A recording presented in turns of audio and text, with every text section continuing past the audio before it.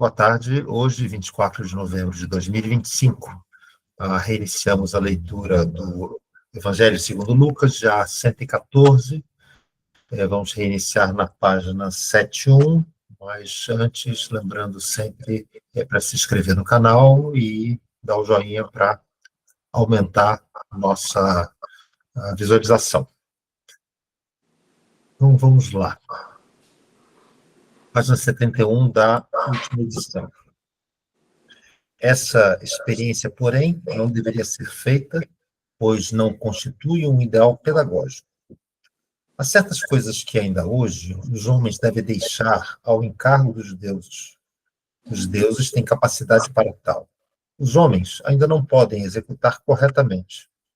E se os senhores, em algum lugar, ouvem dizer que determinada personalidade, cuja atuação deveria ser de grande estímulo para uma área específica, por muitos anos foi considerado tola, inábil, estúpida, e que somente mais tarde despertou. É porque os deuses realizaram essa experiência, conservaram sua infância, além daqueles anos, e prepararam-na, desse modo, para aprender numa época mais avançada da vida, aquilo que normalmente se aprende mais cedo. Um exemplo vivo são as crianças muito expostas, captam com facilidade aquilo que contamos, e que, ao ingressar na escola, passam nada querer aprender. Nesse caso, os deuses estão realizando a experiência e acabamos de caracterizar. Algo semelhante, porém... Deixa eu fazer uma pausa. Tá dando microfonia, é isso? Alguém tá com o microfone aberto, acho que é a Glória. Você poderia fechar. Deve ser eu, talvez. Não é, acho que é a Glória. Pronto, vai. Eu queria fazer uma observação aqui, porque na semana passada, o que lemos anteriormente foi essa experiência, onde ele descreve uma criança que seria criada sem aprender nada, só na natureza e só com jogos infantis, e ela seria preservada. E é isso que ele quer dizer, né? Ele está se referindo a isso quando ele diz essa experiência que acabamos de caracterizar, onde, nesse caso, os deuses estão realizando a experiência que acabamos de caracterizar. Quer dizer, deixar a criança um pouco atrasada para ela manter uma certa infantilidade, uma certa inocência, uma certa curiosidade, que só depois seria desperta, quando a criança já estiver com o seu corpo astral, né? Já estiver mais adiantada. Ele aqui, ele fala, esse gênio que ele fala, que todos conhecem, é o Einstein, né? É o Einstein, né? Isso aqui. Que o Einstein foi assim. Ele foi, na infância e na adolescência, na escola, ele era atrasado, ele não sabia direito estudar e fazer conta, e ele era sempre atrasado, mas depois ele é o gênio que a gente conhece. Então, os gênios são esquisitos, como a gente já estava comentando anteriormente, né? A genialidade é esquisita, né? Vamos lá, continue, Gui. Algo semelhante, porém, em dimensões muito mais amplas, deveria suceder com aquela criança que crescia como o menino Jesus, que deveria entregar ao Nirmanakaya, o Buda, seu envoltório astral infinitamente fecundo. E foi o mesmo caso. Deparamos aqui com um fato misterioso, diante do qual temos a liberdade de acreditar ou não, mas que, porém, já pode hoje ser exposto a um antropósofo bem preparado, podendo também ser provado. Examinem todos os fatos que se deparam nos evangelhos ou na história, em sua expressão usual, e verão todos os acontecimentos confirmados pelos fatos exteriores do plano físico, bastando para isso focalizar esses fatos de maneira correta e não fazer julgamento apressado. Aquilo que o ocultista revela e que são verdades provenientes dos mundos superiores, ele os transmite à humanidade como uma garantia. e tendo-o obtido das fontes certas, diz então: podeis averiguar com a maior exatidão possível, se fizerdes essa averiguação do modo certo. Encontrareis confirmada a veracidade em tudo quanto possa ser encontrado em documentos escritos, ou nos outros fatos científicos do mundo físico. Por conseguinte, para aquele casal do qual fala o Evangelho de Lucas, deveria nascer uma criança de natureza única, uma criança que já trouxesse consigo uma força juvenil, forças muito especiais da infância, que lhe conservassem o mesmo vigor do início, o ímpeto e a disposição para uma meta. Isso é o que deveria acontecer. Em condições normais, não era possível encontrar nem pares, nem uma criança no qual se encontrasse aquelas forças infantis e juvenis, em tal vigor, como se fazia necessário. Em toda a humanidade, naquele tempo, considerando-se apenas as condições normais, não teria sido possível encontrar a individualidade e os pais imprescindíveis para uma tal encarnação, se não tivesse havido também a possibilidade de algo muito especial. O que se fez possível só conseguiremos compreender se nos recordarmos de muitas coisas que já conhecemos através desse preparo antroposófico. Esse preparo... Queria fazer uma pergunta. Faça. Em algum momento, o Steiner fala de Maria em algum lugar? Fala. Tem livros só sobre Maria. Maria Sofia. Fala assim. Eu vou fazer uma pesquisa e depois eu vou te responder quais são os livros, tá bom? Obrigada. Mas aqui o que eu quero dizer é que o que ele está falando dessa preparação é justamente isso. Eles teriam que preparar uma criança, um corpo, uma pessoa que pudesse receber Cristo. Ele está falando o tempo inteiro aqui de Jesus, Jesus de Nazaré. Então, ele está falando, para ter essa criança especiais, ele teria que ter pais especiais também. Então, ele está andando para trás na história agora, né? Então, ele está dizendo que seria difícil. Então, outra coisa que ele nos dá a entender também foi essa preparação para a vinda do Cristo, né? Não foi assim um acontecimento banal, foi uma coisa que foi preparada durante séculos. E aí é isso que ele vai agora nos relatar, como foi essa preparação desta criança e depois dos pais, e depois ele vai andando para trás, tá bom? Então, é muito importante, eu acho, até para a gente... eu vou falando o que eu acho que é importante depois. Tá bom. Vamos, então, acompanhar como é que foi essa preparação dessa chegada do Cristo, o ser solar que habitava o Sol. A preparação na Terra deste ser que também tem que ser um ser muito especial para receber o Cristo, né? Que ficou nele 3 anos. Vamos lá, Gui, continua. Sabemos que a humanidade atual remonta, através de várias eras, a uma humanidade primordial, que designamos como a da antiga época atlântica. Esta, por sua vez, se retrocedermos mais algumas épocas, remonta à chamada época lemúrica. A ciência espiritual pode nos mostrar fatos bem mais diversos a respeito da evolução humana do que a ciência materialista, que só se prende a manifestações físicas. A ciência espiritual nos mostra que a humanidade passou pelo estágio da cultura greco-romana, precedida pela cultura egípcio-caldaica, pelo sistema cultural da antiga Pérsia e pela antiga Índia.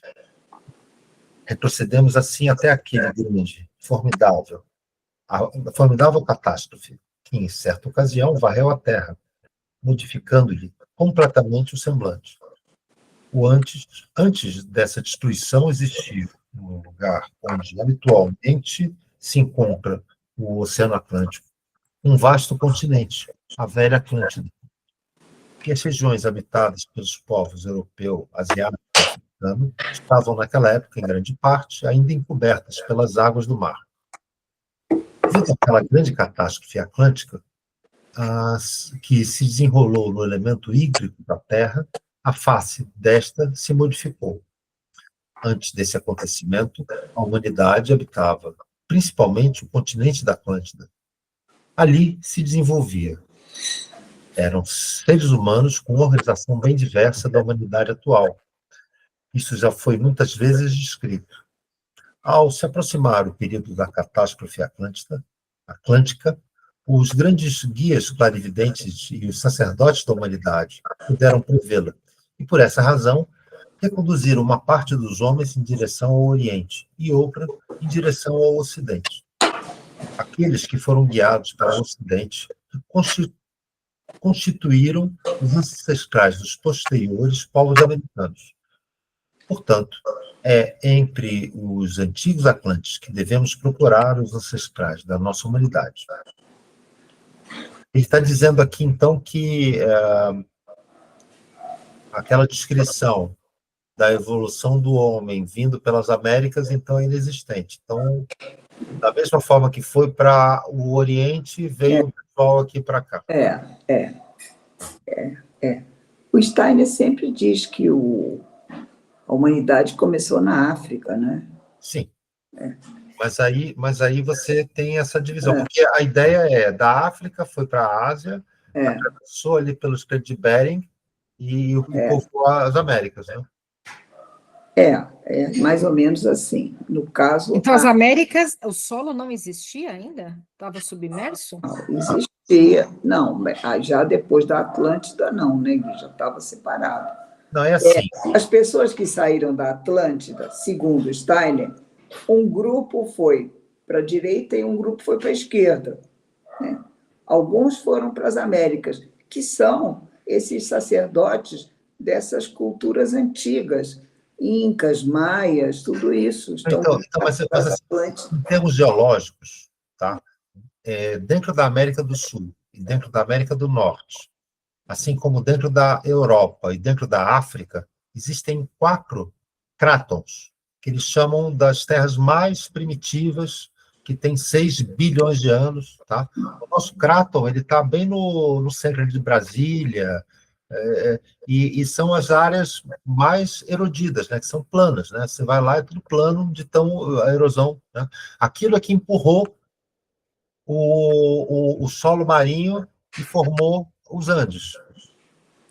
Mas a gente está falando ali de tudo erosão aí, dos Andes, né? Luiz, é só para explicar para a Vanessa que aqui tinha um pedaço de terra que empurrou o solo marinho, aquilo lá levantou, né? E tanto é que lá em cima tem salário, tem... Mas a Atlântida estava no Oceano Atlântico. Ele fica ali no Caribe, mais ou menos, fica entre a Europa e a América, né? Entre a África, a Europa e a América. Aliás, o mapa que eu pus, eu vou pôr o mapa outra vez, aquele mapa que eu pus antigo, um mapa antigo. E quando ela afundou... eu não vi. Você não viu? Pois é do outro livro, e já foi discutido isso aqui, na Crônica do Akasha, não foi que nós vimos isso? Foi. E, então, aquilo ali do meio era um continente, era grande, era uma coisa espaçosa, ficava bem ali no meio. Você podia ir a pé daqui à África, entendeu? Porque atravessava a Atlântida e ia para a África. Se você saísse de Belém, de Manaus, entendeu? Por exemplo, você podia atravessar. Né? Então, ali, o que ele está dizendo é que da Atlântida saiu, aqueles sacerdotes saíram... você achou aí? Então, só para mostrar o seguinte, a Atlântida seria nesse ponto aqui. Tá? Um pouco mais baixo. Então, mas só que assim, o cráton, que eu falei, é aqui no meio, tem um outro aqui no meio, e tem outro aqui, e tem outro em algum local daqui. Tá? Então, assim, houve uma grande explosão e dividiu. Isso aqui vem para esse lado, e isso aqui vem para esse lado. O que é curioso é justamente isso. Até hoje a gente sofre esse movimento. Né? dessa separação. E o que é esse negócio aqui no meio, vocês sabem? É uma corrente, né? Não, é uma cadeia de montanhas debaixo do oceano que chama-se cadeia meso-oceânica atlântica. Então, é uma cicatriz. Da mesma forma que isso daqui foi formado por compressão, né, que uma parte se comprimiu e o outro subiu, essa aqui ela vai se afastando. Então, todo o ambiente marinho aqui é solo vulcânico, entendeu? Tudo isso aqui vai se afastando. Até hoje se afasta cerca de 6 centímetros por ano. Nossa, é bastante, hein, Gui? Bastante. Assim como essa parte toda aqui também sofre compressão até hoje, né? Bom, a África está se dividindo aqui a África está se dividindo aqui. Em Madagascar, né? Vai ter uma divisão aqui. Enfim, Gui, nós temos 2 mapas interessantes para colocar aí. O primeiro é aquele quando a Terra é a Pangeia, aquele grupo todo. Então, isso aí eu tenho que. Isso aí eu teria que me preparar. Já tem, meu filho, aí no. Mas aonde é que está é que é o problema, né, mãe? Não é tão meu simples. Meu filho, está no nosso grupo. No nosso grupo. Você tem que me mandar a pauta antes, para eu ter isso tudo preparado. A pauta espontânea que vai surgir conforme. Bom, depois a gente põe isso tudo aí. O primeiro mapa vai ser a Pangeia, onde está tudo junto, que nós já pusemos no outro livro, e está aí nos docs. E o segundo mapa é a Atlântida, naquela posição, para a gente entender isso que o Steiner está falando, que saiu um grupo para a esquerda e um grupo para a direita. Né? Tá? E eu vou mostrar depois, vocês vão ver. Vamos continuar. Ok. Esses homens que habitavam a Atlântida eram, por sua vez, descendentes de seres humanos ainda mais longínquos e tinham uma aparência muito diferente daquela que possuíam os Atlantes. Habitavam um continente situado entre as atuais Ásia, África e Austrália, a antiga Lemúria. Há uma descrição bem detalhada em minha Ciência Oculta, a ser publicada em breve, que aí, no caso, já foi. Né? Portanto, salientarei agora apenas aquilo de que necessito no momento. Se, através da crônica do Akasha, volvemos o olhar para tempos antiquíssimos, percebemos o fato notável de que essa crônica do Akasha nos fornece comprovantes maravilhosos para tudo quanto encontramos nos livros bíblicos ou nas escrituras religiosas de modo geral. Assim, aprendemos a compreender os conteúdos desses documentos religiosos de um modo acertado. Vejamos, por exemplo, que dilema suscitou para a ciência exterior a questão sobre a veracidade da citação bíblica de um único casal, Adão e Eva, do qual descenderia toda a humanidade. Esta foi uma questão que, do ponto de vista da ciência natural, preocupava principalmente a época por volta da metade do século XIX.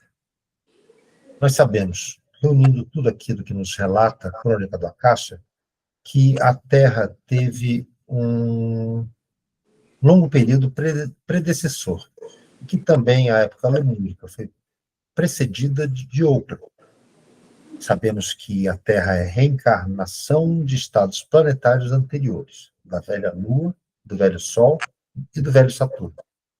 Sabemos ainda que o homem, passo a passo, durante as encarnações planetárias anteriores da Terra, moldou os seus 3 corpos.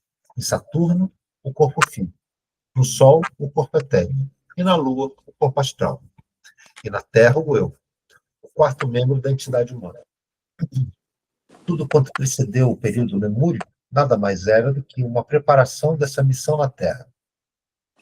Naquela ocasião, na época lemúrica, o homem se formava de modo a tornar-se capacitado a desenvolver o 4º membro de sua entidade, o eu. Então, principiou a formar-se o primeiro germe para que se pudesse acrescentar aos 3 membros já existentes aquele que o homem tinha de adquirir gradativamente. Podemos, portanto, dizer que, através das modificações que se processaram na Terra, houve uma atuação sobre os seres humanos que possibilitou tornarem-se portadores do eu. Já antes da época lemúrica, a Terra era habitada. Nela havia seres humanos com forma muito diferente. Mas eram seres humanos ainda não portadores do eu, tendo desenvolvido apenas aquilo que haviam trazido de Saturno, do Sol e da Lua, como sendo seu corpo físico, seu corpo etérico e seu corpo astral. E sabemos quais os processos do universo todo que possibilitaram fosse o homem conduzido até este ponto de maturidade em seu desenvolvimento. Então, essa época lemúrica, esse continente lemúrico, ele é no Oceano Pacífico. Ele é ali na região da Oceania, ali que é. Eu coloquei o mapinha ali no grupo. Ah, Não você sei se é colocou? esse. Obrigado. Boa, obrigada. Ela botou o mapinha. Esse é o primeiro mapa, né? A Lemúria. Estão vendo aqui? Ah, e tem aqui a Atlântida do outro lado também. Esse continente, que se chamava Mu, ele também está submerso, né? Ele também está submerso, lá no fundo do Oceano Pacífico. Agora, a Atlântida é do outro lado, vocês estão vendo aqui? Fica bem ali, ó, entre a África e as Américas. É um pedaço África, um pedaço Europa e as Américas, olha. Tá vendo? Aí no mapinha dá para ver muito bem. Mas aqui no mapa está tudo junto. Mas pelo que o Steiner diz, que são subsequentes, né? Primeiro teve a Lemúria e depois a civilização principal, a desenvolvimento é uma segunda etapa. Foi na Atlântida, entendeu? E na Atlântida, então, a civilização já era muito desenvolvida. Quantos milhões de anos aqui entre um e outro, eu não sei. Isso aí teríamos que estudar aí na ciência mesmo. Onde que está a Lemúria no mapa? Está aqui, ó. Está vendo o Brasil? Ali onde fica em frente ali o Equador, por ali, ó. Está vendo? Está escrito Mu. Ah, tá. É aquilo é a Lemúria. Que é um continente que afundou. E ali no meio agora é água, e em volta tem aquelas ilhazinhas assim, que são aquelas ilhas vulcânicas, e aquilo é o resíduo da Lemúria, né? É um resíduo. A Lemúria também, lá no fundo do oceano. Luiz, cadê ele? Para dizer para a gente o que tem no fundo do oceano, lá do outro lado. E a Atlântida, então, é do outro lado, é ali perto do Golfo do México, é por ali, tá vendo? É mais por ali. E vocês estão vendo que ali na Amazônia era um oceano, era um pequeno mar, era um mar ali. Onde é o rio Amazonas, é um mar que encolheu. A Amazônia toda era um mar. E aí você podia passar a pé, tá vendo ali? Você podia viajar ali pela Atlântida, ia sair lá nas colunas de Hércules, lá ó, no Mediterrâneo, tá vendo?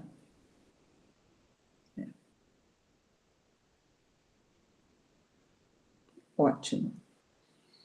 Olha aqui, o segundo que ela mandou aqui, da Lemúria. Vocês estão vendo esse segundo verdinho? Que a Célia mandou aqui para nós, da Lemúria. Ó, fica bem ali, onde é atualmente a Oceania.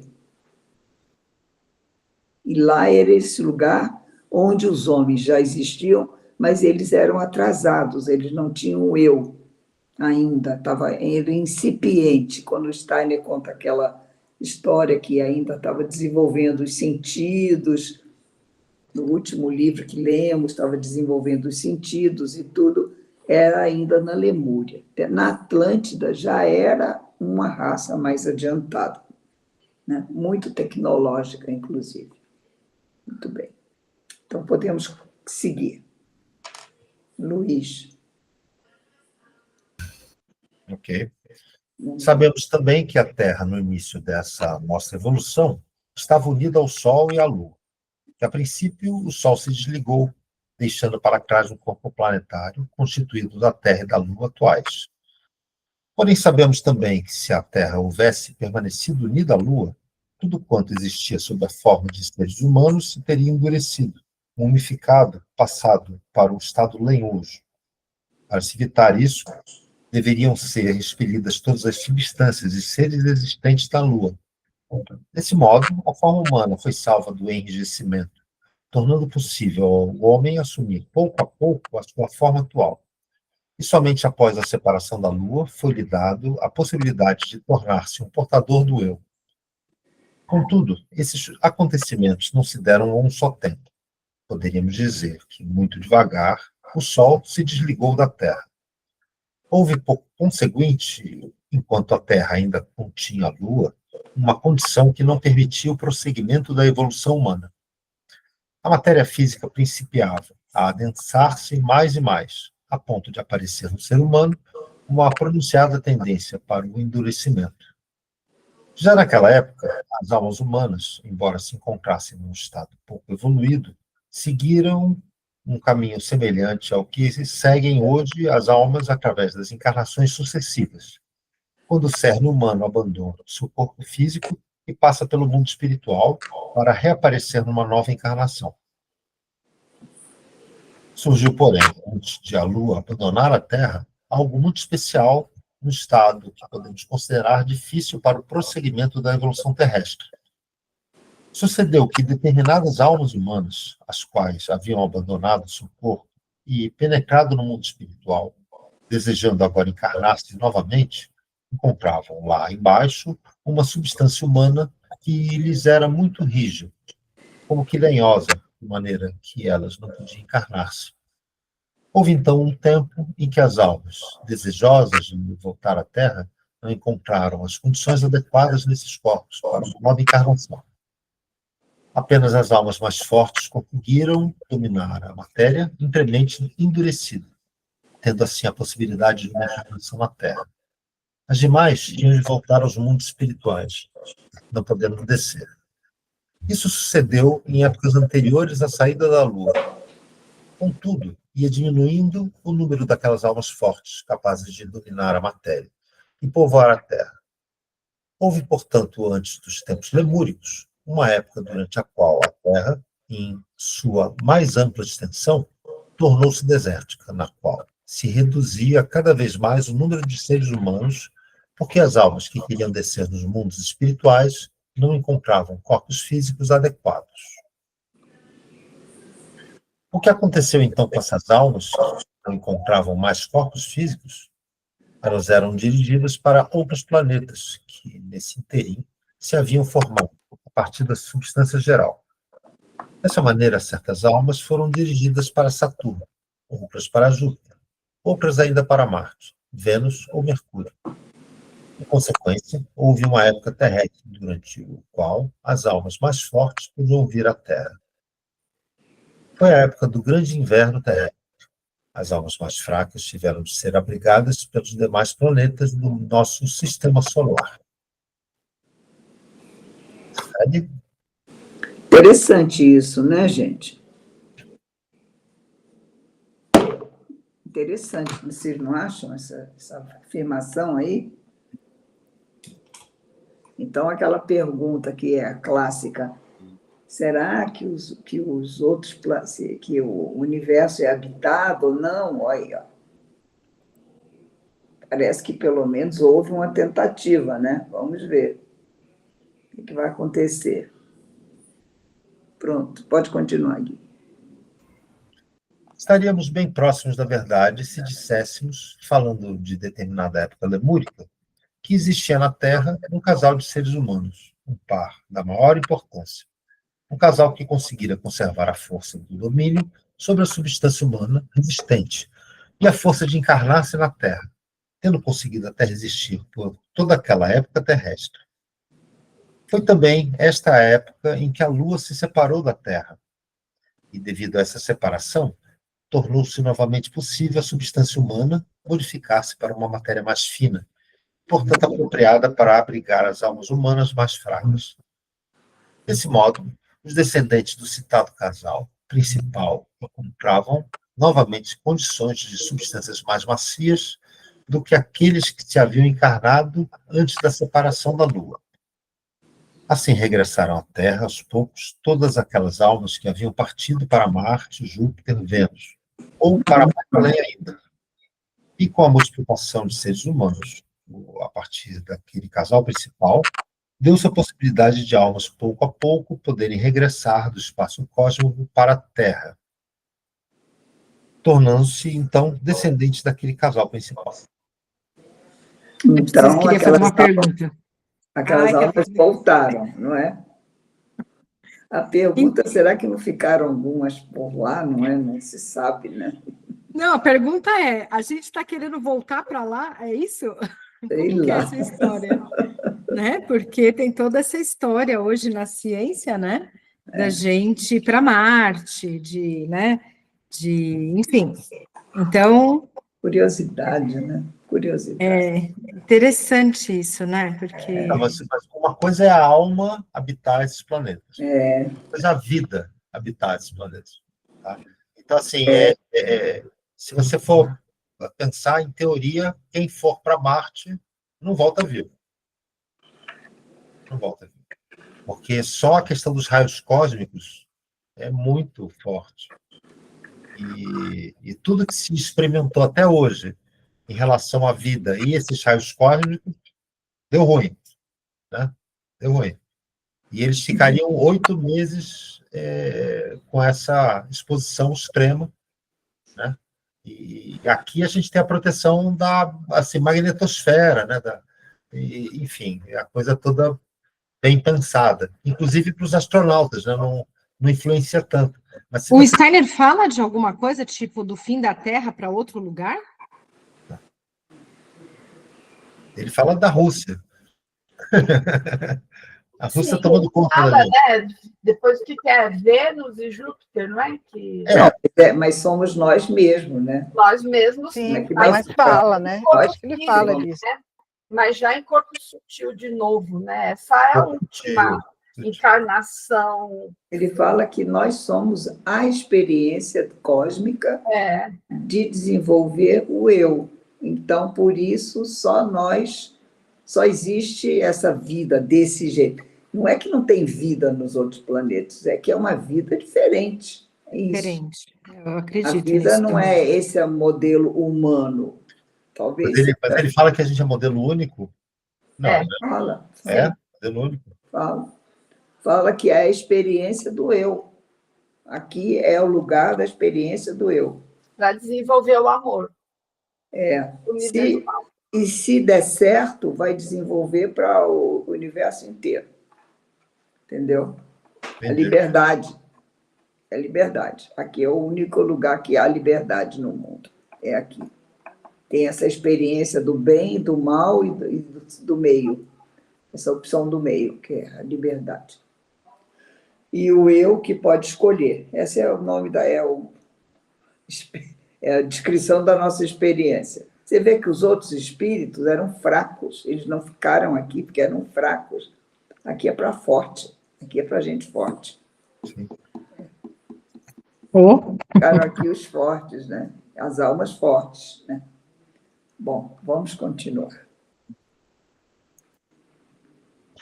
Dessa maneira, povoou-se a Terra novamente.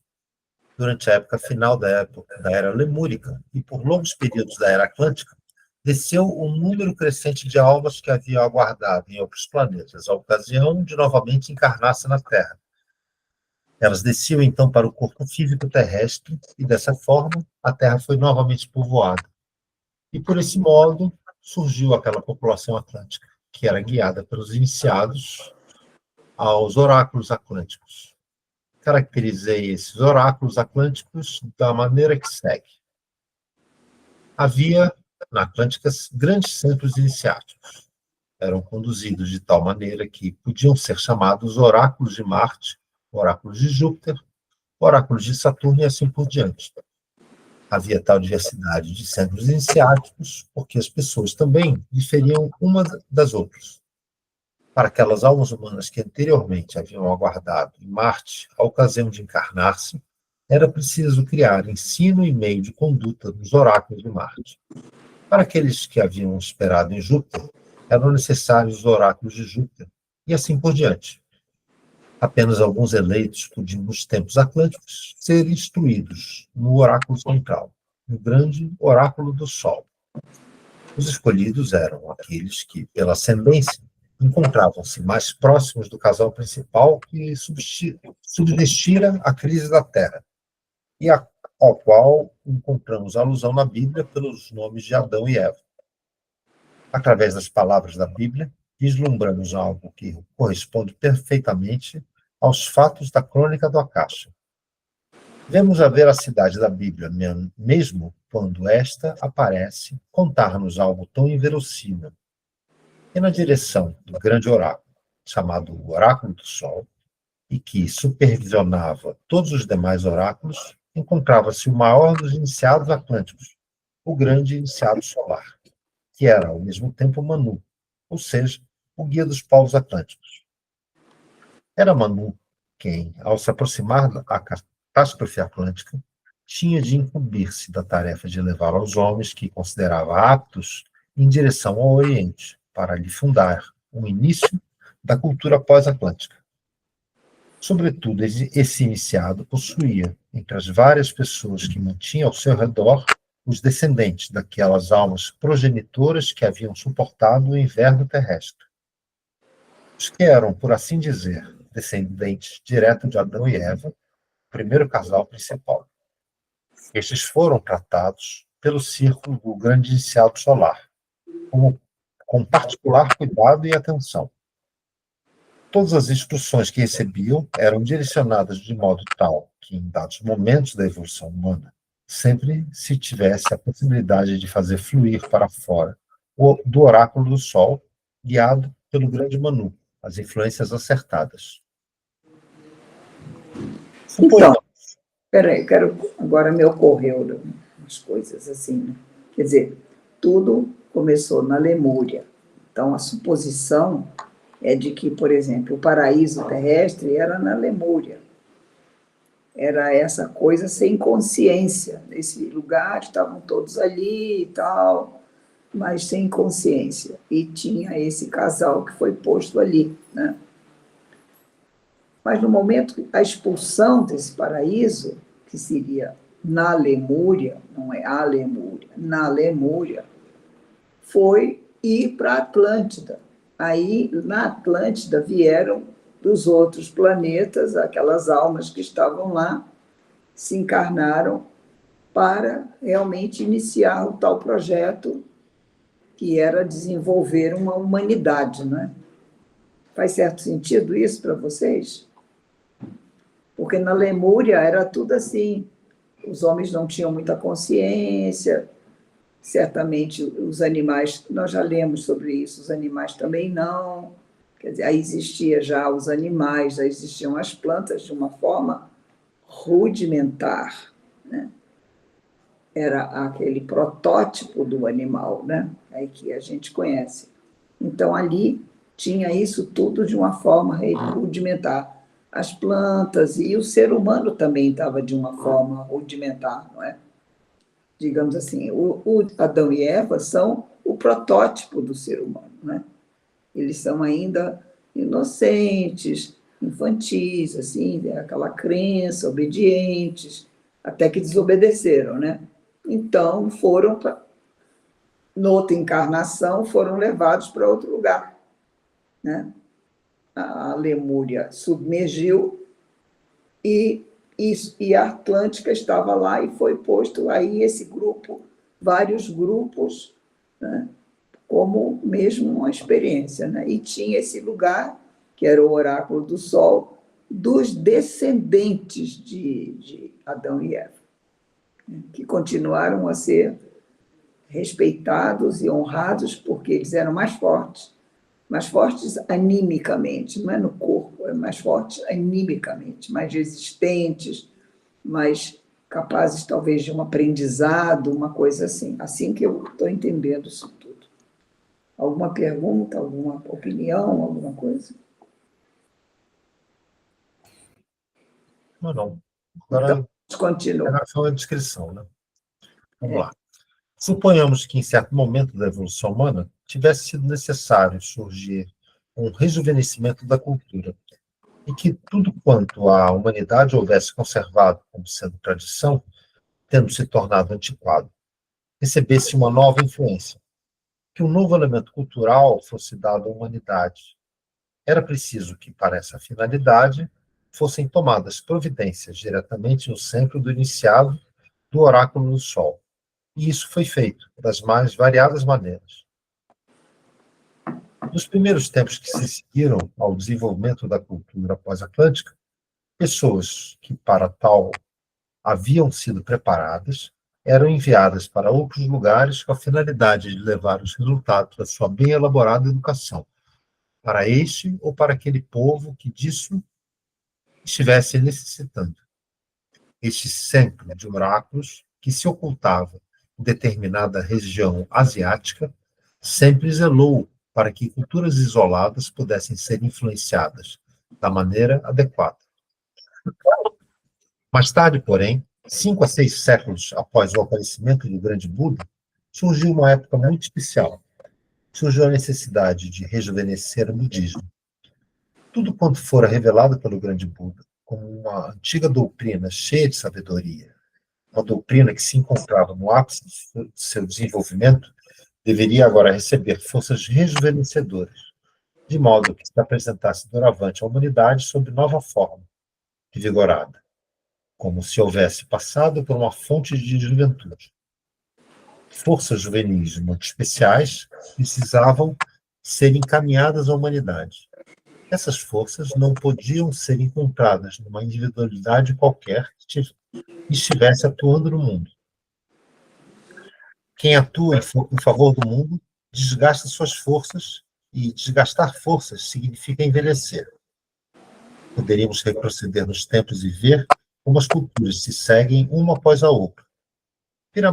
Primeiramente, a antiga cultura hindu, em seguida, a cultura proto-persa, depois a egípcio-judaica e assim por diante.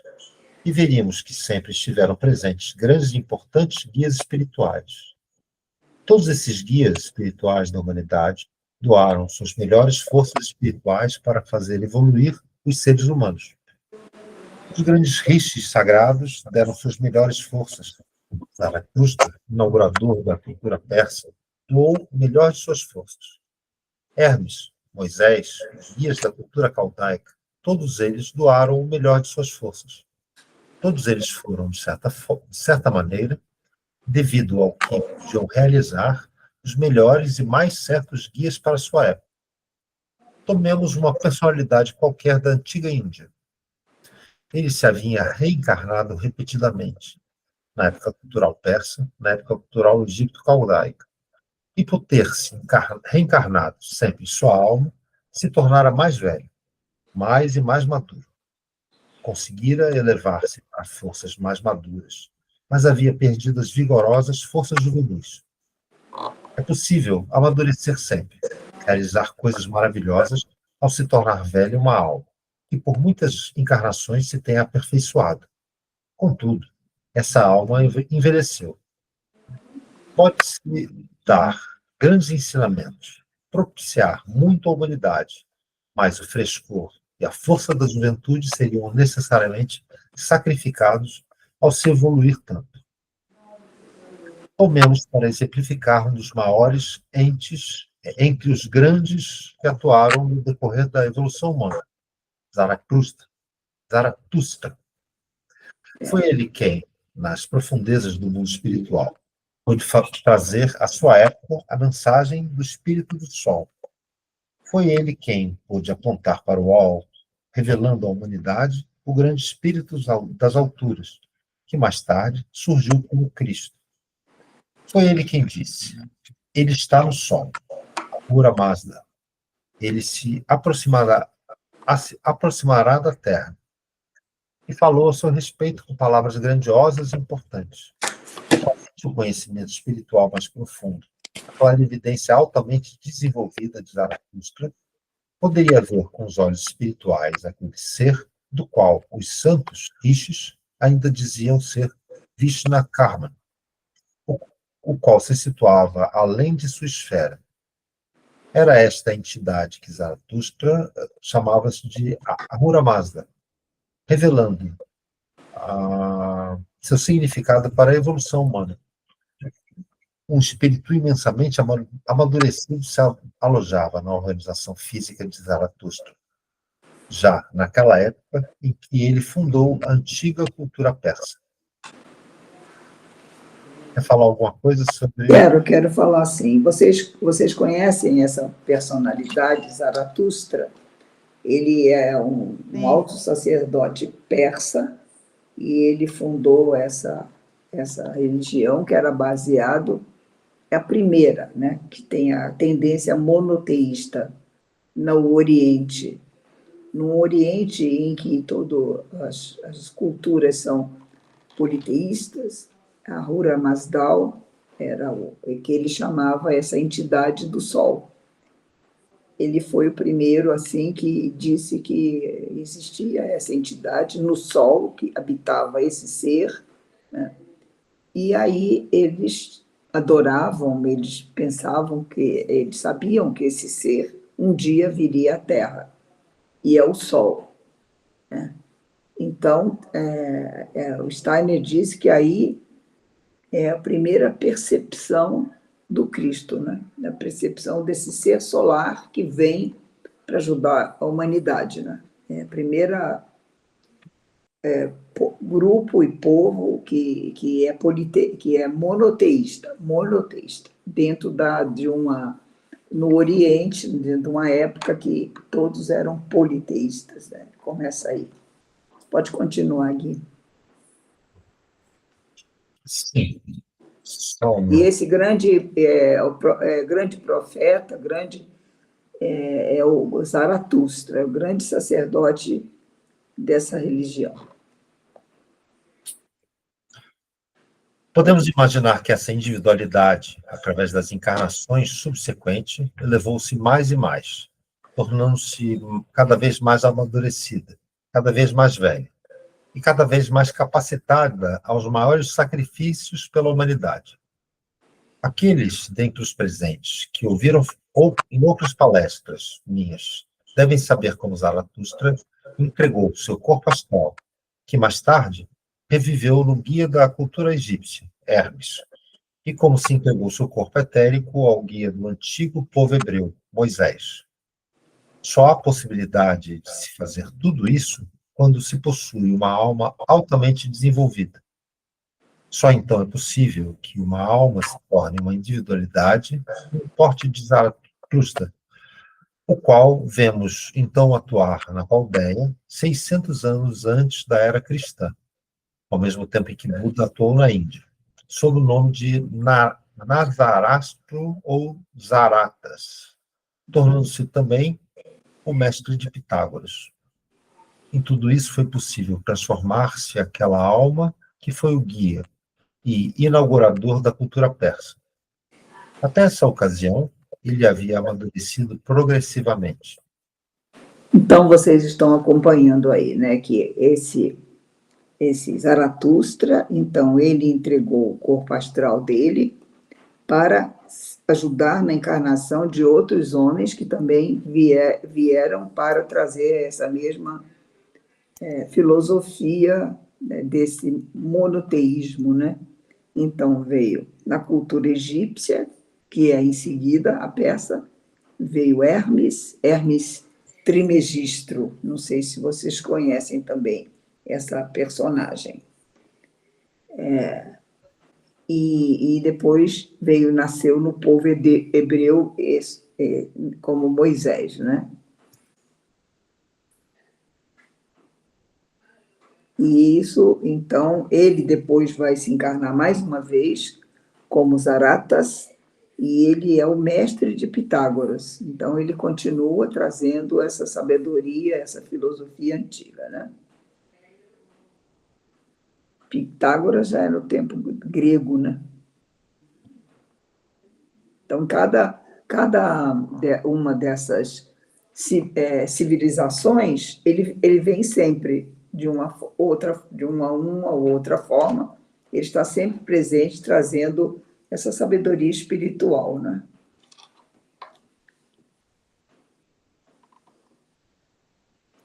Pode ir, Gui. Ok.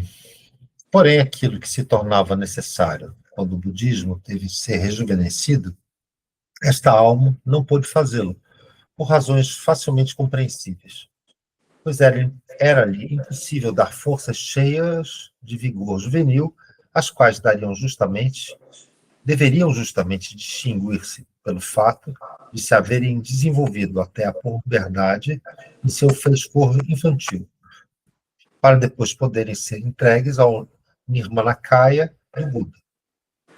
As entidades da Zaratustra jamais o teriam conseguido, justamente pelo fato de, no decorrer das encarnações, haver-se elevado tanto, atingido tão alto grau. Por esta razão, não lhe teria sido possível desenvolver-se numa criança, no início da nossa era, de modo a possibilitar a realização de algo imperativo. Se, portanto, passarmos em revista todas as individualidades que se desabrocharam naquele tempo, não encontraremos um único ser humano que pudesse nascer agora, com as forças necessárias para desenvolver até o 12º ano de vida aquelas forças vitais capazes de rejuvenescer o budismo. Volvemos justamente o olhar para a grande, extraordinária individualidade de Zaratustra, para citar algo fora do comum, podendo dizer que também essa individualidade era imprópria para vivificar o corpo físico de Jesus, até a ocasião em que fosse despido o envoltório astral, destinado a unir-se o Nirmanakaya do Buda, de onde então provinha a grande força vivificadora do corpo de Jesus, do grande berço espiritual da humanidade, que o grande iniciado do oráculo do sol dirige. A criança nascida do casal, que no Evangelho do Lucas é chamado de José e Maria, foi instilada uma grande força espiritual, que até então havia sido conservada e cuidadosamente protegida no grande berço de mistérios, no grande oráculo do sol. Essa criança tomou lugar, a melhor, a mais forte daquelas individualidades. E qual foi ela? Se quisermos conhecer a individualidade que foi introduzida no menino Jesus naquela ocasião, teremos de retroceder até épocas anteriores à influência luciférica sobre a humanidade, antes que no corpo astral dos seres humanos se fizesse sentir essa influência. Essa influência luciférica acercou-se dos seres humanos na mesma época em que o casal primordial, o casal principal, povoou a Terra. Este casal era forte o bastante para, por assim dizer, vencer a resistente substância humana, de modo a poder encarnar-se, mas não era forte o bastante para resistir às influências luciféricas. A influência luciférica estendeu sua atuação também ao corpo astral desse casal principal, e a consequência foi tornar, se possível, que todas as forças existentes em Adão e Eva fluíssem para seus descendentes, através da consanguinidade. O corpo físico teria de ser procriado por todas as gerações. Porém, podia-se reter parte do corpo etérico através dos dirigentes da humanidade. Era isso que se expressava, dizendo-se: os seres humanos provaram a árvore do conhecimento do bem e do mal. Isto é, o que provinha da influência luciférica. Todavia foi dito também: precisamos tirar-lhes a possibilidade de provar também da árvore da vida. Isto quer dizer que foi retida uma certa soma de forças do corpo etérico. Estas agora não fluem para os descendentes. Por conseguinte, havia em Adão certa parte de forças que lhe foram tiradas após a queda. Esta parte ainda inocente de Adão foi conservada espiritualmente no grande berço da humanidade, sendo ali acalentado e zelado. Era, por assim dizer, aquela parte da alma de Adão, que ainda não fora tocada pela culpa humana e que ainda não fora envolvida por aquilo que levaram os seres humanos à queda. Essas forças primordiais da individualidade de Adão foram preservadas. Existiam e eram dirigidas agora como eu provisório, a criança que nascia de José e Maria, e nos seus primeiros anos de vida, estes meninos Jesus trazia dentro de si as forças do ancestral da humanidade terrestre. Agora vamos parar, né? Então, o que vocês entenderam?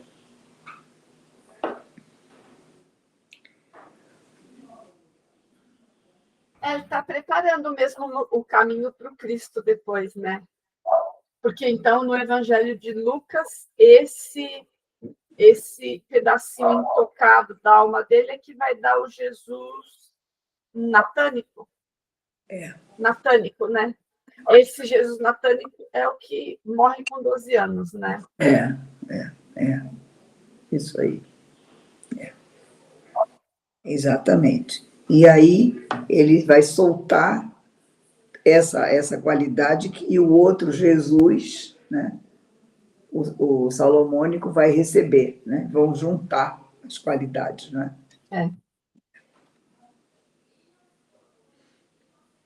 Então vamos continuar. Fala aquilo que você disse, né? Que foi preparado por séculos, né? Foi um evento, assim. Ele foi preparado, não dava para ter um corpo humano normal, um ser humano normal. O corpo dele foi preparado. O corpo astral dele, o corpo etérico dele, foi tudo preparado para se desenvolver de um jeito que tivesse uma pureza, uma capacidade física também, uma grande força física, que ele falou aqui, né? Que vem de Adão, né? Eu acho que o que era o amor naquele ambiente era o amor de não ter opção, né? Eles queriam testar se dava para ter o amor tendo liberdade, né? E a gente está patinando, né? Não é certeza que vai dar certo, né? A gente não tem essa certeza, né? Vamos lá. Continua, Gui. E como permanecerá jovem essa alma? Ela não fora conduzida através das múltiplas encarnações, mas retida no estágio bastante atrasado, assim como o faríamos artificialmente com a criança da nossa hipotética experiência educacional. Portanto, quem realmente ressurgiu na criancinha nascida de José e Maria, o progenitor da humanidade, o velho Adão, como um novo Adão. Disso já sabia Paulo, 1 Coríntios 15, 45. Está implícito em suas palavras. E disto também sabia Lucas, o escritor de um dos evangelhos, e que era um discípulo de Paulo. Por essa razão, Lucas cita esse acontecimento de um modo todo especial. Sabia ele que algo de extraordinário seria necessário para, sobretudo, tornar-se possível fazer descer essa substância espiritual à humanidade. Sabia que se fazia necessário um parentesco consanguíneo com o próprio Adão, o qual descende diretamente dos mundos espirituais. Por isso, nas palavras de Lucas, ele descende de Deus, é um filho de Deus. Até Deus é fornecida em Lucas a linha da ascendência. Lucas 3, 23, 38. Então, Jesus vem diretamente da alma de Adão, que havia sido preservada por Manu. A alma de essa essência, né? Essa porção de Adão, essa inocência, essa Que nunca foi encarnada, né? Que nunca foi encarnada e antes do pecado, ela foi guardada nos oráculos, nos mistérios, né? Que eles aguardavam a vida. Hein? Você está sem som, Luiz. Você diz o corpo etérico dele, né? não é o etérico, é uma outra coisa. Já aqui o Steiner não diz, mas eu diria que é a formação. Ele fala aqui do corpo físico, né, Gui? Corpo físico. Ele fala que é o corpo físico, né? Que é o corpo físico do Adão, né? Que nunca foi encarnado, né? Não reencarnou, né? Não é o etérico. Ele era da mesma linha, né? Então, ele tinha aquela, digamos, a genética do Adão, né? Para poder suportar aquela carga que ele ia receber, que era o Cristo, né? Esse espírito de luz. Então, perdi o fio agora. Olha, próprio Adão, ao qual descende diretamente do mundo espiritual. E ele foi preservado para quando chegasse essa época, ele entrasse no corpo. Então, eu acho que ainda é aquela hora dentro lá nessa idade que morre o segundo menino Jesus e que o primeiro menino Jesus recebe, não é? Aquele que está no templo recebe, né? Recebe o Buda e também recebe essa linhagem toda, essa inocência, do menino Jesus natânico, né? Estou vendo aqui que faltam só 2 páginas, vamos tentar. Vamos tentar fazer esse capítulo. Naquele que chamamos de capítulo da ascendência de Lucas, esconde-se um mistério significativo. A mesma corrente sanguínea deveria fluir ininterruptamente através das gerações a ser conservada. Então, é corpo físico, viu, Gui? A mesma corrente sanguínea. E ser conservada até os mais longínquos descendentes. Para que... Não, mas a corrente sanguínea é corpo etérico. Ah, bom, é verdade. É verdade, porque a seiva, né? É verdade. E depois os vegetais, né? Isso mesmo, está certo, Bruno. Através das gerações e ser conservada até os mais longínquos descendentes, para que, quando o tempo estivesse concluído, também o espírito pudesse ser conduzido das alturas para os descendentes. Desse modo, uniu-se o corpo físico, nascido de Maria e José, aquele espírito infinitamente jovem, aquele espírito ainda completamente intocado pelos destinos terrestres, aquela alma jovem cujas forças, caso as queiramos procurar, deveriam ser procuradas na velha Lemúria. Somente esse espírito era suficientemente forte para irradiar para o interior do envoltório astral materno e, ao ser despido, legar-lhe as forças das quais necessitava para unir-se da maneira fecunda ao Nirmanakaya do Buda. Então é o corpo etérico, mãe. É o etérico. É o etérico. Mas ele fala também, bom, mas vai se unir no físico, tá bom. Então, mas assim, esse corpo etérico, ele é tão forte que ele abdica para se unir ao Nirmanakaya do Buda e se transformar, né? Ele tem um momento aqui que ele se sacrifica também, ele deixa... Podemos, portanto, perguntar, o que na verdade nos relata o Evangelho de Lucas quando principia a falar de Jesus de Nazaré? Em primeiro lugar, descreve-nos um ser humano que demonstra, através da consanguinidade, uma ligação direta do seu corpo físico com Adão, uma ligação que se estende até aqueles tempos em que, por um casal principal, a humanidade foi salva da desertificação que ocorria na Terra. A seguir nos descreve, do ponto de vista da reencarnação, a reencarnação de uma alma que por mais tempo esperara para reencarnar-se. A alma de Adão antes do pecado original, a que por mais tempo esperara, reencontramos-la no menino Jesus. Embora possa parecer fantástico à humanidade atual, podemos dizer que aquela individualidade que, através do grande berço espiritual da humanidade, foi conduzida para o menino Jesus, não só descendia fisicamente das primeiras gerações da humanidade, como também e principalmente era a reencarnação do primeiro membro da raça humana. Sabemos agora quem era aquele que foi apresentado no templo, mostrado a Simeão. Quem era, de acordo com Lucas, o Filho de Deus. Lucas não fala do homem atual, mas testemunha que este ser humano é a reencarnação daquele que anteriormente fora o primeiro pai físico, primeiro membro da árvore genealógica da raça humana. Fazendo uma síntese, devemos agora dizer o seguinte: 500, 600 anos antes da era cristã, viveu na Índia de Bodhisattva.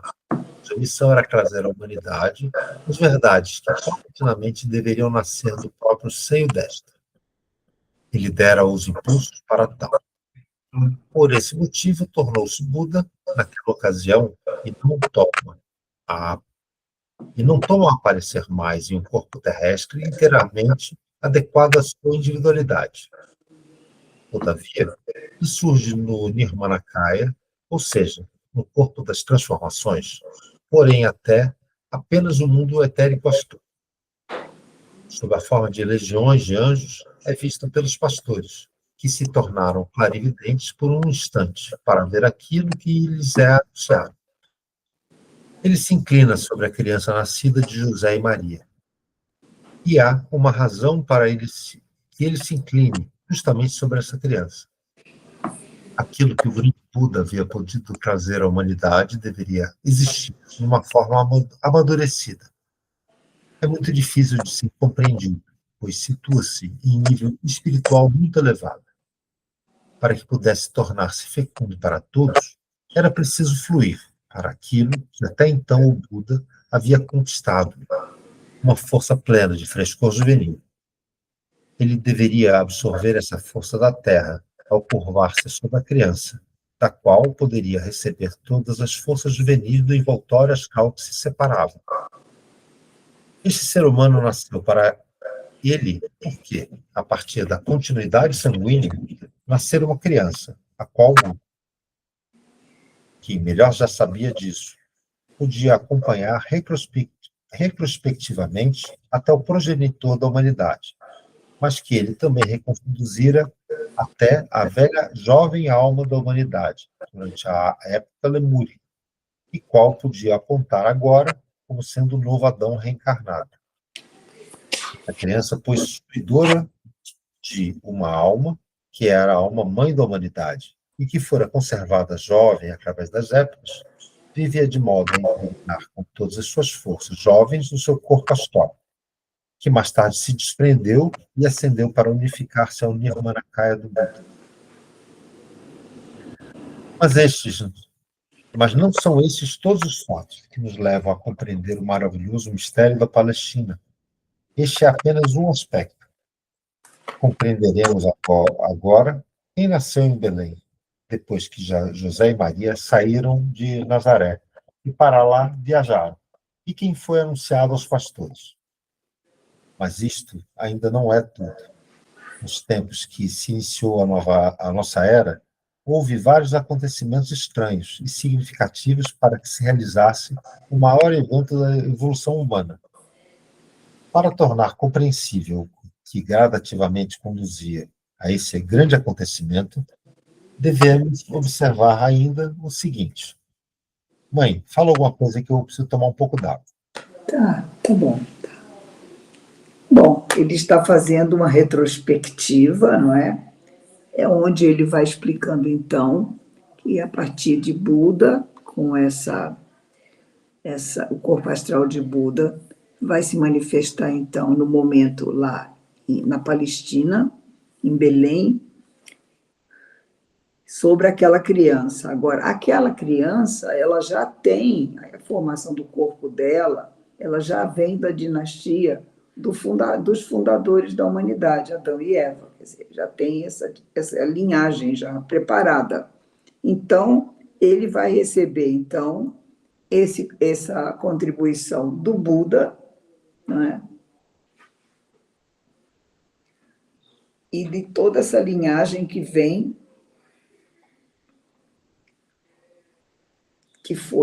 eu entendi também, que ele recebe também, essa linhagem do Zaratustra, do Hermes, tem tudo que não, mas eles já eram espíritos já envelhecidos, não tinham, e ele precisava de alguma coisa a mais.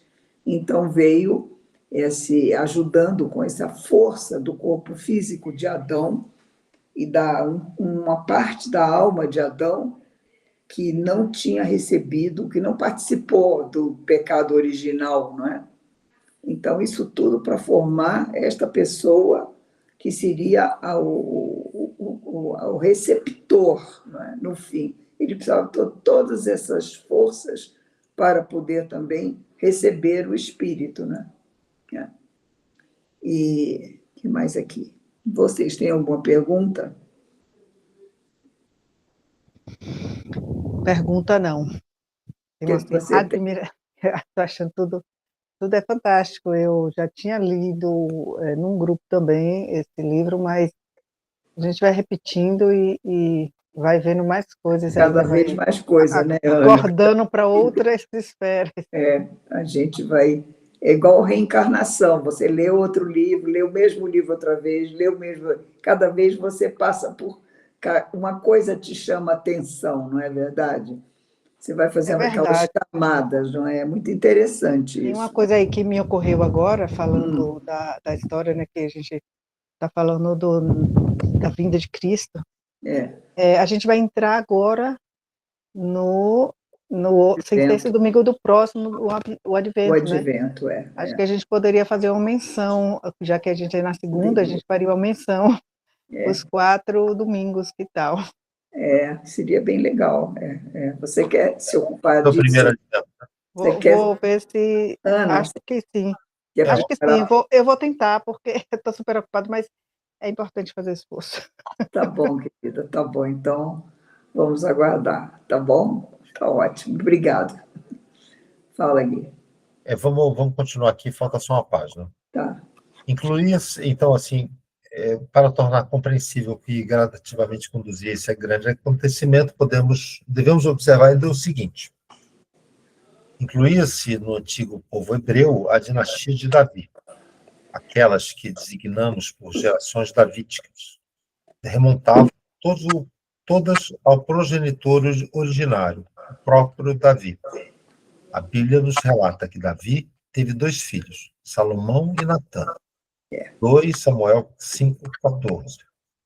2 dinastias, a linha salomônica e a linha natânica, descendem, portanto, de Davi. Se desconsideramos os membros existentes do permeio, podemos dizer, no tempo em que se iniciou a nossa era, viviam na Palestina os descendentes da linha salomônica e os descendentes da linha natânica da dinastia Davi. Descendente da linha, chamamos de natânica, vive em Nazaré um homem, sob o nome de José. Tem ele como esposa uma Maria. E em Belém vive um descendente da linha salomônica, da dinastia de Davi, que também se chama José. Não há nada de estranho no fato de existirem 2 descendentes da dinastia de Davi, ambos chamados José, e que ambos tivessem por esposa uma Maria, como é chamada na Bíblia. Temos, portanto, 2 casais no início da nossa era, na Palestina, ambos de nome José e Maria. Um dos casais segue sua origem até a linha salomônica da dinastia de Davi, a linha real. O outro casal, aquele de Nazaré, descende da linha natânica, a linha sacerdotal. Esse último casal, da linha natânica, tinha a criança que lhes descrevi hoje. Essa criança forneceu um envoltório astral que podia ser aspirado pelo Nirmanakaya do Buda. Esses pais descendentes da linha natânica foram os que, quando a criança já estava para nascer, viajaram de Nazaré para Belém, como diz Lucas, para o recenseamento. Lucas 2, 4, 5. Isso está escrito na genealogia de Jesus no Evangelho de Lucas. O outro casal, que originalmente não vivia em Nazaré, é preciso tomar os evangelhos literalmente. Vivia em Belém, conforme nos relata o escritor do Evangelho de Mateus, Mateus 2:1. Os evangelhos descrevem sempre a verdade. Não é preciso fazer especulações a seu respeito. E os homens, por intermédio da antroposofia, vão chegar outra vez a uma compreensão que os fará interpretar os evangelhos literalmente. Para esse casal da linha salomônica, nasce uma criança que também se chama Jesus. Também essa criança abriga em seu corpo físico uma poderosa individualidade. Por ora, no entanto, é incumbida de uma missão diferente. Sabedoria cósmica é profunda.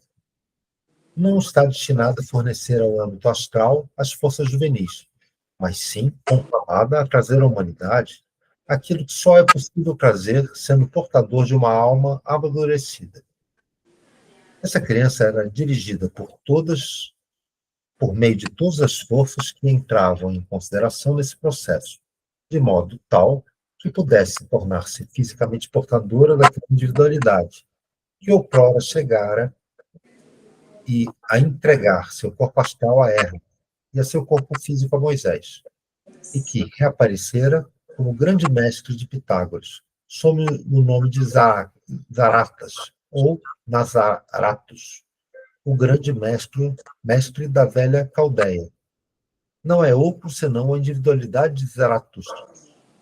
O eu de Zaratustra reencarnou-se nessa criança, da qual o evangelista Mateus nos conta que nasceu de pais chamados José e Maria, os quais descendiam da linha real, a linha salomônica, da dinastia de Davi, e originalmente já moravam em Belém. Assim, deparamos no Evangelho de Mateus com uma parte da verdade e no Evangelho de Lucas com a outra parte. Devemos tomar ambas literalmente, pois a verdade do mundo é complexa. Agora, sabemos quem nasceu da linha sacerdotal da casa de Davi. Contudo, sabemos também que da linha real nasceu aquela individualidade que certa vez atuara na Pérsia, como Zaratustra, lá tendo fundado a magia do velho Império Persa, a cultura dos soberanos magos. Portanto, lado a lado, viviam as duas individualidades, a jovem individualidade de Adão, da criança descendente da linha sacerdotal, da dinastia de Davi, e a individualidade de Zaratustra, da criança descendente da linha real da mesma dinastia. Como e por que tudo isso sucedeu e como se conduziu a evolução posterior é o que veremos na próxima conferência.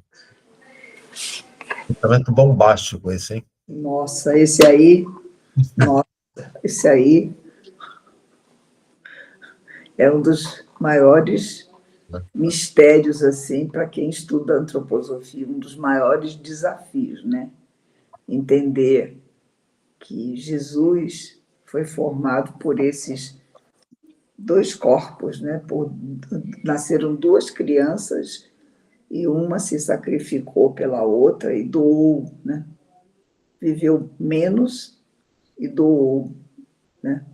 Viveu 12 anos, é isso? Viveu 12 anos, viveram ao mesmo tempo, né? Nasceram ao mesmo tempo. Não, viveram ao mesmo tempo, não. Foi quando fez 12 anos que ela, então, passou toda a parte para o corpo, para a outra, né?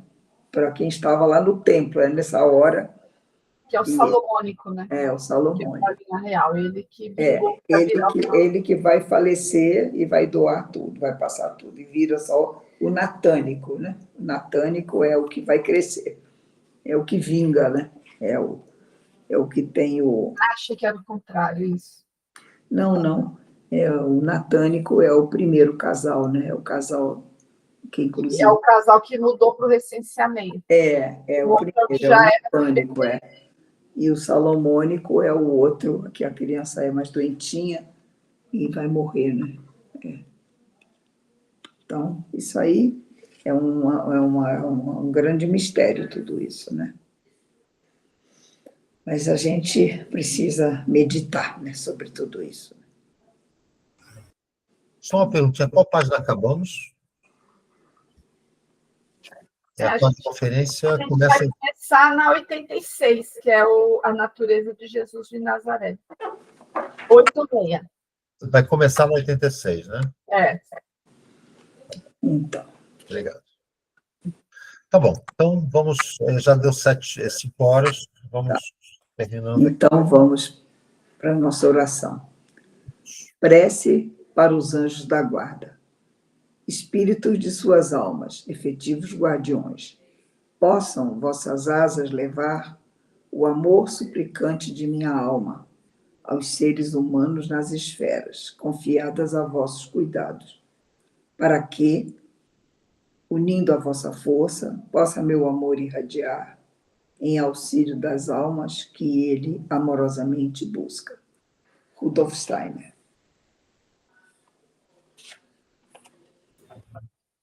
Muito bom. Boa semana a todos. Boa semana. Boa semana. Semana a todos. Tchau. Até a próxima Tchau. semana. Tchau, Ana.